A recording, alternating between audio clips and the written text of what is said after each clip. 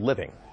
Well, it seems every day we're telling you about another essential state service that's being diminished or has stopped because our elected officials just can't get their act together and resolve their differences, agree on a budget. Well, here's another program. This one, vitally important to children. WGN's Courtney Hall has more for us. Through the early intervention program, therapists help children from birth to 3 years old with their development if a doctor has concerns.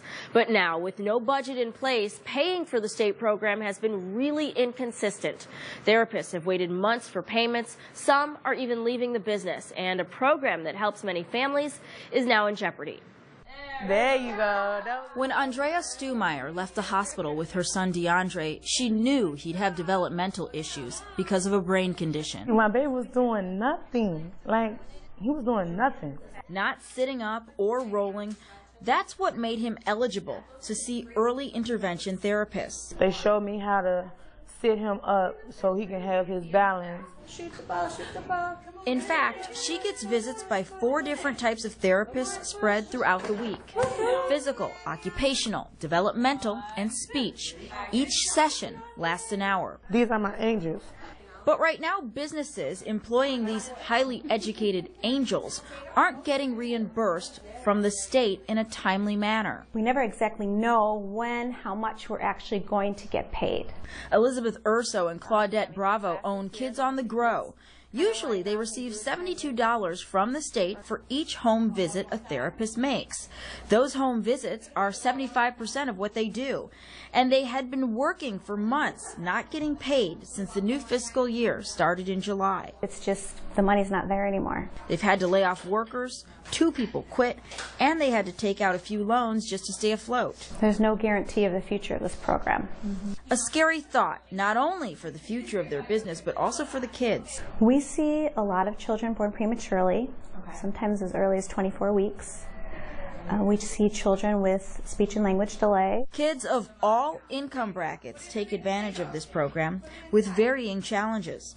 Often, in less severe cases, the early therapy can help children avoid going into special education when they get to school. And we also, in some of the children that have more serious diagnoses, we can help them reach their fullest potential. It's a program mandated by the federal government, but run by the state. In September, some Child and Family Connections offices that run the program were sending out letters telling providers to suspend services. Yeah, this came first. Amy Zimmerman is from the Chicago Medical Legal Partnership for Children. She finds hope in another notice, one sent by State Comptroller Leslie Munger, promising to make those payments. So we are all cautiously optimistic that payments to EI providers and Child and Family Connections Office will begin momentarily.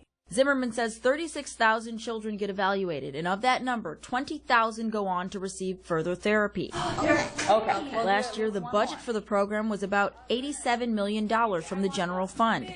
She's expecting a tighter budget, but legally, the program can't just stop. Parents have a copay that goes to the state, and they can't just pay for nothing. There could be a legal issue there. Our families have rights, and those rights are being violated. Advocates to protect that funding recently made noise in Springfield.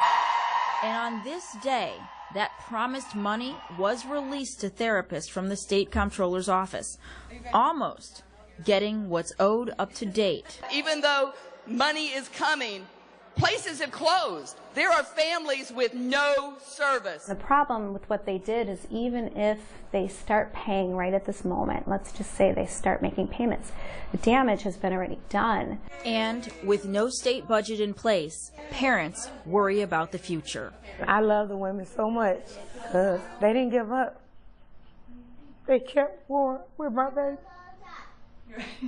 So, Maybe a little bit. I need this program. Although providers are getting some payments from the comptroller's office without a budget in place, there's no guarantee of secured funding. Right now, there are 2 bills that would set aside money for early intervention, but the earliest next action on this issue is October 20th. That's when the House is back in session. Back to you.